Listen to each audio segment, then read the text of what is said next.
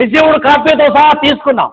ఎందుకంటే అవసరమైతే public interest litigation వేసి ఈ నగరపాలక సంస్థ మున్సిపాలిటీలకు సంబంధించినటువంటి కమిషనర్లను కోర్టులు మెట్టెక్కించైనా సరే ఈ పన్నులు వసూలు చేసేటువంటి విధానానికి సిపిఐ కార్యక్రమం రూపొందించదలుచుకుంది.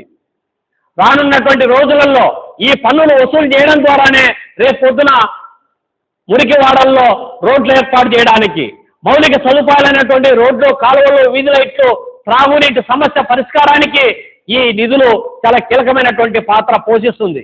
ఎందుకంటే స్థానిక సంస్థల ఏర్పాటు లక్ష్యమే అది. క్షేత్రస్థాయిలో జనం మధ్యలో జనం కోసం పాలకవర్గం ఏర్పాటు చేసుకొని సులువుతరంగా పరిపాలన చేసుకోవడానికి, మౌలిక సదుపాయాలను మెరుగుపరుచుకోవడానికి, జీవన ప్రమాణాలు మెరుగుపరుచుకోవడానికి ఏర్పడినటువంటి స్థానిక సంస్థలను నిర్వీర్యం చేస్తున్నటువంటి ఇలాంటి దగాకోరు ముండి బకాయిదారులు ఎవరైతే ఉన్నారో వాళ్ళ నుంచి వసూలు చేయడానికి అవసరమైతే దశలవారీ పోరాటానికి కూడా శ్రీకారం చుడతామని చెప్పి హెచ్చరిస్తా ఉన్నాం.